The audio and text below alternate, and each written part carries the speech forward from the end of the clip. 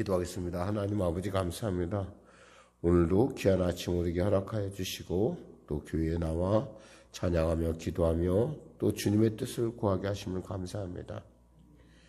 길이요 진리요 생명이 되신 주님께서 우리에게 길이 되어주시고 방법이 되어주심을 감사합니다. 사람이 할 수 없다는 그곳에 길을 내시고 또 우리로 하여금 협잡하지만 좁은 그 길이지만 그 길을 향하 따라갈 때, 그 길을 향하여 우리가 나아갈 때 우리에게 능력 주시고 성령으로 인도하시는 주님, 오늘도 그 놀라운 사랑으로 우리를 붙들어 주셔서 이 하루가 주 안에서 온전하게 드려지는 아버지의 기뻐하심을 이루어가는 귀한 순례자의 여정이 되게 하여 주시고, 이를 통하여 하나님의 살아계심이 세상 가운데 나를 통하여 나타나는 빛과 소금의 직분을 감당하는 우리 모두가 될 수 있도록 도와주시옵소서. 코로나19의 악한 상황 가운데 참으로 위축되고 어려운 처지에 있는 우리 성도들을 주님 기억하여 주시고 나라 민족을 불쌍히 여기시사 아버지 이 경제가 속히 회복될 수 있도록 은혜 베풀어 주시고 이 코로나19가 속히 종식될 수 있도록 특별한 은혜를 부어 주시옵소서. 백신과 치료약을 개발하는 연구자들에게 지혜와 명철을 부어 주시고 그들을 통해서 또 이 코로나19가 종식될 뿐만 아니라 또 그들을 통해 나타나는 하나님의 살아계심의 증거가 세상 가운데 예수님이 살아계심을 그들이 알고 돌아오는 그런 은혜의 역사를 허락하여 주시옵소서. 민족을 불쌍히 여기시다 복음통을 평화통일케 하시고 열방을 불쌍히 여기시사 주 안에서 일상의 소중함이 우리 모두에게 귀한 것으로 알려지는 귀한 시간들 될 수 있도록 도와주시옵소서. 감사하며 또 오늘도 귀한 아침 담대히 달려나왔사오니 성령으로 충만케 하여 주시고 오늘 하루도 영혼이 잘된 같이 범사가 잘되며 강건한 삶을 살게 하여 주시옵소서. 병상에는 우리 성도들을 기억하시고 뼈가 자라물게 하시고 또한 아버지 갈 바를 알지 못하는 자에게 주님 그 갈 바 알지 못하는 그 절박함이 주님의 놀라운 살아계심을 체험하는 복된 이유로 변화받는 시간 되게 하소서. 예수님의 이름으로 기도드립니다. 아멘. 하나님은 살아계십니다. 은혜야 나누실 말씀은 고린도전서 11장 1절에서 16절 말씀 되시겠습니다. 고린도전서 11장 1절에서 16절 말씀.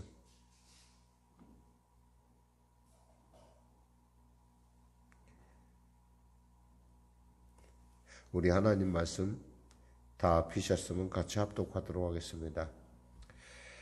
내가 그리스도를 본받는 자가 된 것 같이 너희는 나를 본받는 자가 되라. 너희가 모든 일에 나를 기억하고 또 내가 너희에게 전하여 준 대로 그 전통을 너희가 지킴으로 너희를 칭찬하노라. 그러나 나는 너희가 알기를 원하노니 각 남자의 머리는 그리스도요 여자의 머리는 남자요 그리스도의 머리는 하나님이시라. 물은 남자로서 머리에 무엇을 쓰고 기도나 예언을 하는 자는 그 머리를 욕되게 하는 것이요 물은 여자로서 머리에 쓴 것을 벗고 기도나 예언을 하는 자는 그 머리를 욕되게 하는 것이니 이는 머리를 민 것과 다름이 없음이라. 만일 여자가 머리를 가리지 않거든 깎을 것이요 만일 깎거나 미는 것이 여자에게 부끄러움이 되거든 가릴지니라. 남자는 하나님의 형상과 영광이니 그 머리를 마땅히 가리지 않거니와 여자는 남자의 영광이니라. 남자가 여자에게서 난 것이 아니요 여자가 남자에게서 났으며 또 남자가 여자를 위하여 지음을 받은 것이 아니하고 여자가 남자를 위하여 지음을 받은 것이니 그러므로 여자는 천사들로 말미암아 권세 아래에 있는 표를 그 머리 위에 둘지니라. 그러나 주 안에서 남자 없이 여자만 있지 않고 여자 없이 남자만 있지 아니하니라. 이는 여자가 남자에게서 난 것 같이 남자도 여자로 말미암아 났음이라. 그리고 모든 것은 하나님에게서 났느니라. 너희는 스스로 판단하라. 여자가 머리를 가리지 않고 하나님께 기도하는 것이 마땅하냐? 만일 남자에게 긴 머리가 있으면 자기에게 부끄러움이 되는 것을 본성이 너희에게 가르치지 아니하느냐? 만일 여자가 긴 머리가 있으면 자기에게 영광이 되나니 긴 머리는 가리는 것을 대신하여 주셨기 때문이니라. 논쟁하려는 생각을 가진 자가 있을지라도 우리에게나 하나님의 모든 교회에는 이런 관례가 없느니라. 아멘. 저는 본문 말씀을 중심으로 거치는 자가 되지 말라라고 하는 부분을 은혜 나누겠습니다. 우리가 특별히 오늘 본문에 가장 중시하게 볼 부분은 이거예요. 내가 너희를 내가 그리스도를 본받는 자 된 것 같이 너희도 나를 본받는 자가 되라.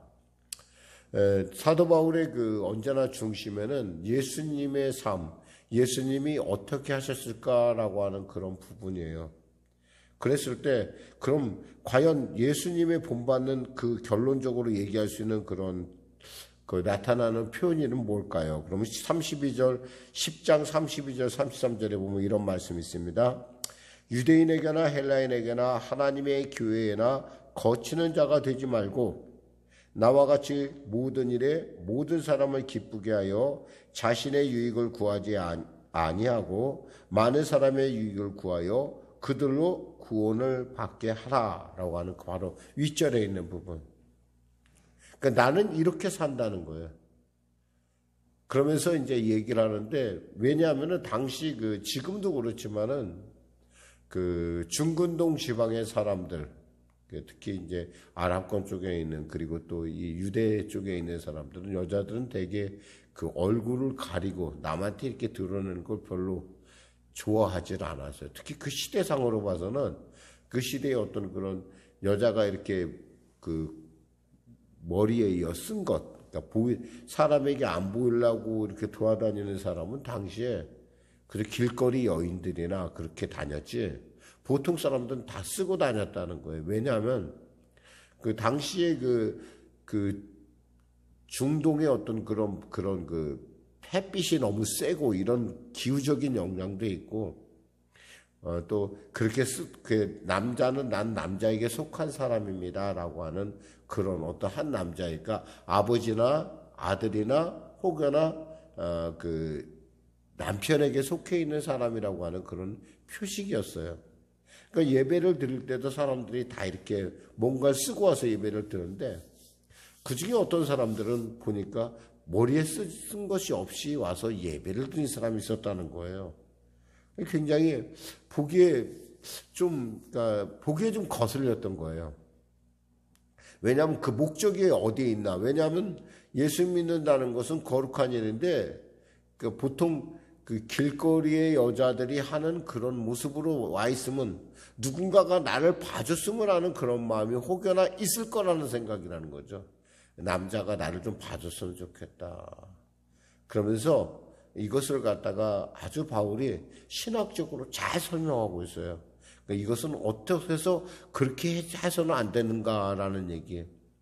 이걸 갖다 어떤 분들은 지금도 오늘날에도 교회에 그대로 적용하려고 하는 분도 있어요. 그래갖고 어떤 교회는 제가 들리는 어떤 교회니까 이단에 속한 교회인데, 그 교회는 이렇게 교회라고 할 것도 없겠죠. 이단이니까. 근데 이제 그 이단은 이렇게 머리에 뭘 쓴대요. 성당도 물론 다 쓰게 하죠. 너울 같은 거 쓰게 하는데, 사실은 그런 어떤 쓴 거 말고의 문제가 아니라, 그것은 사실 사도 바울이 얘기하고자 하는 것은 그런 뜻이 아니에요. 그런 뜻이 아니라 뭔가 교회에 거치는 거나 교회의 유익을 깨는 덕을 세우는 일을 크리스찬들이 생각을 해야지, 그 덕을 세우는 일에 대해서 상관없이 행동을 하게 되면은 교회에 누가 된다는 거예요. 우리가 곰곰이 한번 생각해보면 이 문제가 이렇게 해석이 되면요, 교회에서 우리가 어떻게 행동을 해야겠다라는 것이 단숨에 잡혀요. 근데 이것을 갖다 만일에 어떤 그런 여자는 이래야 되고 남자는 이래야 되고 라는 어떤 그런 것으로 붙잡기 시작하면은 거기서 벗어날 수가 없어요. 진짜 이 본문을 사도 바울이 왜 썼겠냐라는 걸 한번 생각해 보자라는 거예요. 사도 바울은 왜 이 본문을 쓴 거 아니에요? 그러면서 이제 여자들이 모자를 쓰는 것, 그리고 어떤 너울을 쓰는 거에 대한 얘기를 하는 거예요. 왜 써야 되는가라는 얘기를. 그러면서 이제 창조의 섭리를 얘기합니다. 여기서 보니까 우리 본문에 보면은요, 자, 7절에 보면은 이렇게 나와 있습니다. 남자는 하나님의 형상과 영광이니 그 머리를 마땅히 가리지 않거니와 여자는 남자의 영광이니라. 남자가 여자에게서 난 것이 아니요 여자가 남자에게서 났으며 라고 얘기했어요. 사실 처음에 하와가 바로 아담에게서 나왔듯이, 즉 갈빗뼈를 통해서 나왔듯이 남자가 처음에 만들어졌고 그 다음에 여자가 만들어졌다는 거예요. 그 이유는 뭐냐는 거예요. 이유에 대해서 분명하게 얘기하는 것은 뭐냐면, 또 남자는 여자를 위하여 지음을 받지 아니하고 여자가 남자를 위하여 지음을 받은 것이다. 어떤 창조의 섭리를 얘기하는 거예요. 순서를 얘기하는 거예요. 왜냐하면 하나님은 뭐예요? 질서의 하나님이라는 거예요. 근데 중요한 건 이 문제를 해결함에 있어서 중요한 것은 뭐냐면 덕을 세우는 것, 그리고 교회의 혹이 거치는 자가 되지 말라는 거예요. 나도 그랬듯이 너희도 좀 그렇게 좀 살면 안 될까라는 얘기를 하는 거예요. 왜냐하면 교회가 뭔가 이렇게 어떤 그 사람들의 목적에 장이 되지 않기를 원했던 거예요. 예수를 만나기를 원해서 교회를 와야지, 어떤 그 옛날에 우리 교회에 대한 그 안 좋은 평판 중에 하나가 뭐였냐면, 연애하려면 교회 예배당 가라고 하는 그런 심리가 이 안에 깔려있기 때문에, 그러니까 그런 혹여나 세상 사람들에게나 또 예수 믿는 사람들에게 조금이라도 이렇게 좀 뭔가 거리낌이 있는 것이 돼서는 안 된다. 그러면서 그것을 단순하게 해석한 것이 아니라 이렇게 창조의 섭리라는 거예요. 오늘날 우리가 좀 생각해 봐야 될 것은 그 동성애자 문제, 그리고 또 성취향의 문제라는 얘기를 이렇게 많이 이렇게 합니다. 그랬을 때 우리가 그 문제를 어떻게 풀어가야 되느냐 이거예요. 하나님은 동성애자를 미워하십니다. 사실이에요.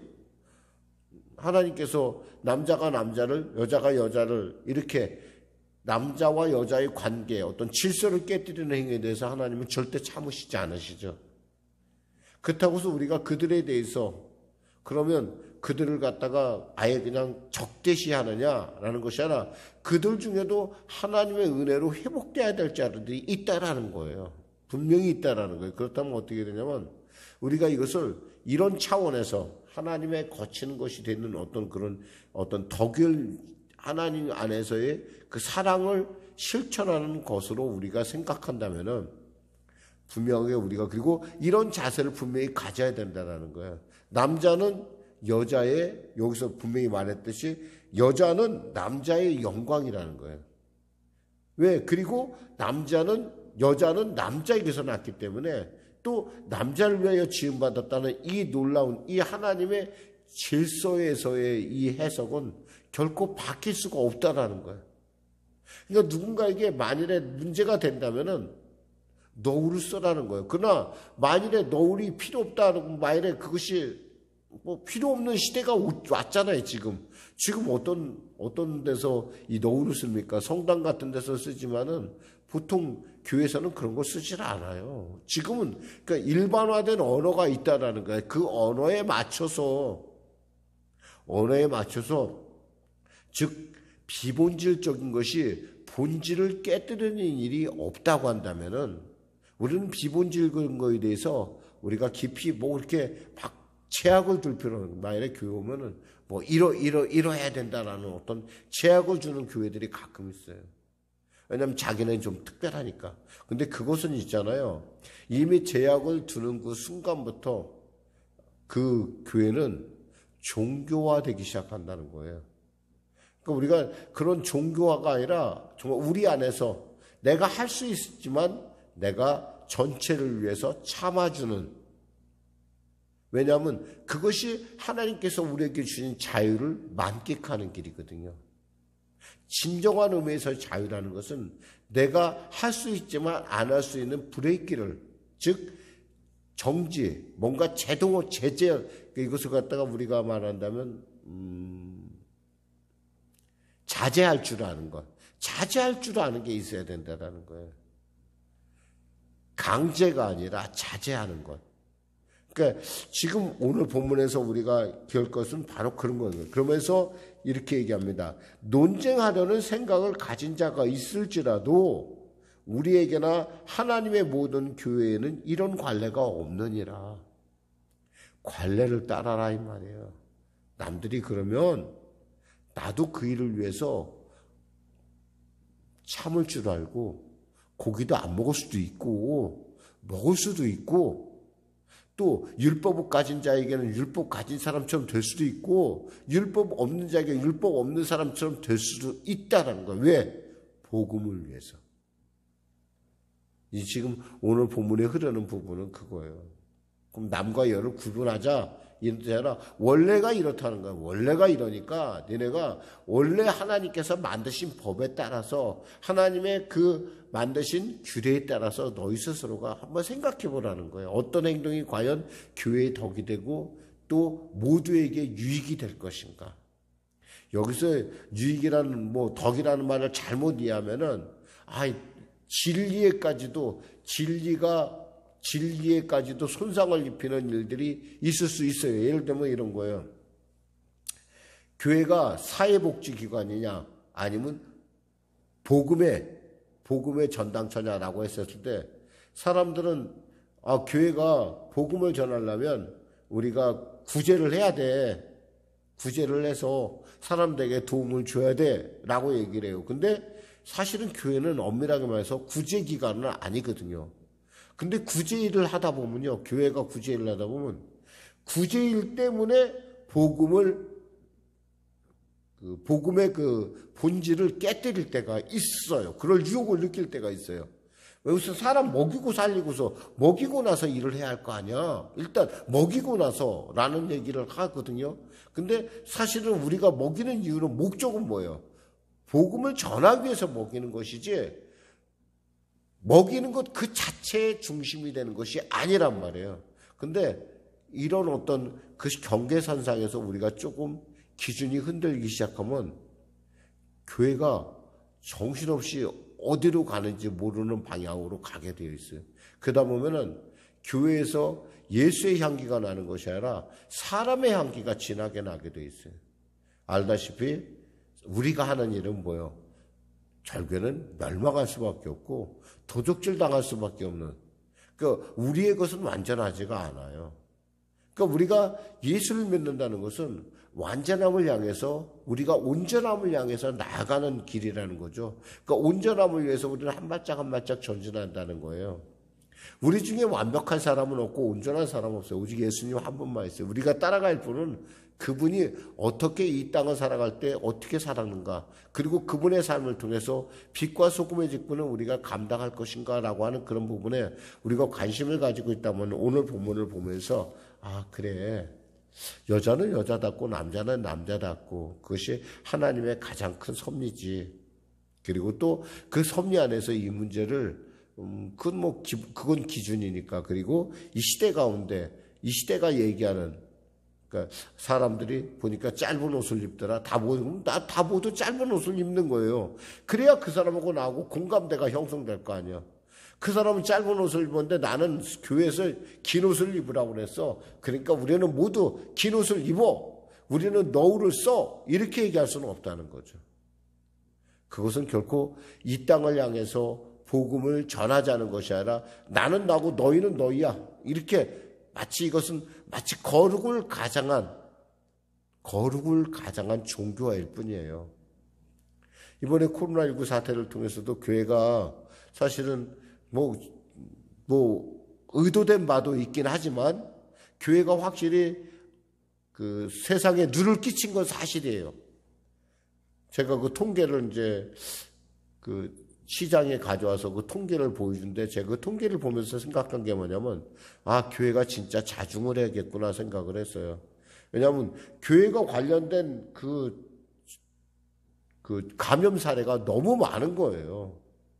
그렇다면 교회가 우리가 세상을 구원하기로 작정했다고 한다면 교회가 자중을 해야 돼요.